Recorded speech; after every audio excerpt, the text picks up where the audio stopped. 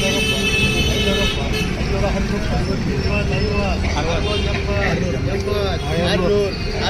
₹20 ₹50 ₹650 ₹660 ₹660 ₹660 चा चंद में